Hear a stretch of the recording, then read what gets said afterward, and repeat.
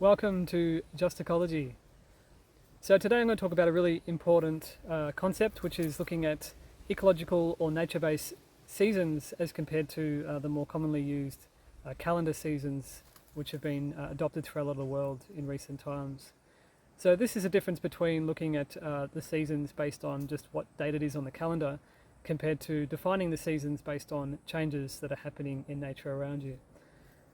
So we'll also look at how you can develop your own ecological or nature-based calendar for your local area, which is a really amazing way of tuning into your local country and landscape, and really watching how the country changes over time throughout the seasons and how this changes from year to year. So where I'm in Australia, Aboriginal people for thousands of years were using more these nature-based calendars, and they had a very different approach to what has been then brought through from European cultures.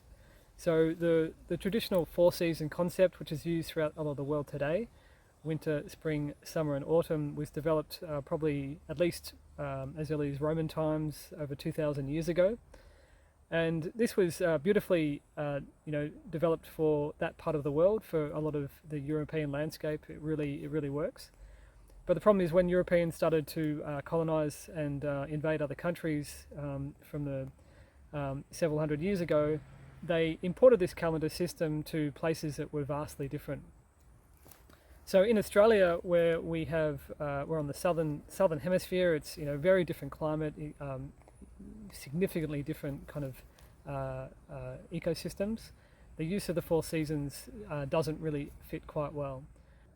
So an example of this is, say, the differences between winter in Australia, in southern Australia at least, is actually a time of a lot of abundance and activity in the natural world. We have a lot of birds breeding, lots of flower plants such as wattles starting to flower, whereas the traditional concept of winter from lots of Europe, large parts of Europe, this is a time of, or really can be quite quiet in nature, where there's a lot of snow cover, it's really cold, a lot of hibernation.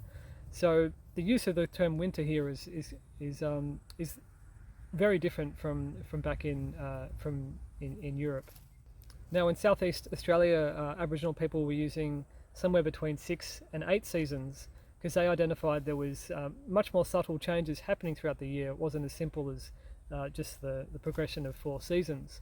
So even what is on the calendar year now considered to be spring would be divided into early spring and true spring, based on different changes that were occurring at that time.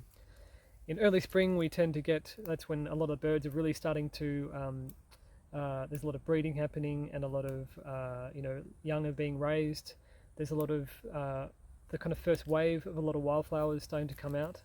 And then you get into true spring and you get much larger waves of different wildflowers, but a different set and a different kind of assemblage of species which are responding. So you can really see that when you're in this local landscape, the differences between early spring and true spring. So when we've developed, looking at the Aboriginal calendar, the early spring would be more on top of what on the calendar year is actually late winter. So you can see those differences in the 6 seasons. So the best way to, if you want to develop your own local calendar, is simply to start observing really important cues that are happening in your local area. If you can observe anything like when certain flowers are starting to flower, if it's like groups of plants which are flowering, I would just use the traditional 12 months concept and put down under each month where you're observing these changes, and see if you can identify some really important kind of thresholds and times when there's a kind of obvious shift.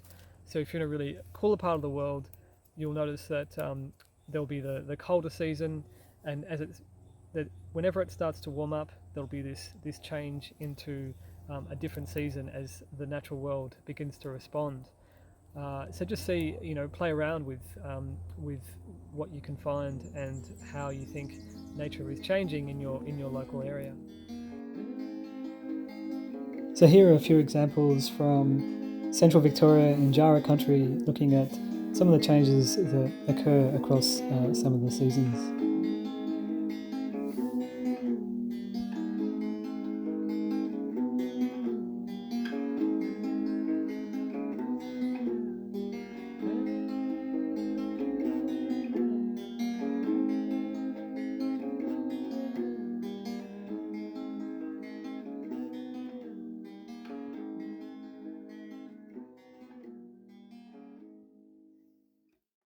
even in parts of Europe, such as Sweden and I believe Finland, they're are using more of a thermal-based approach. It's based on temperature, so they won't just have it based on what date it is on the calendar. They'll define the season by when it gets above a certain threshold.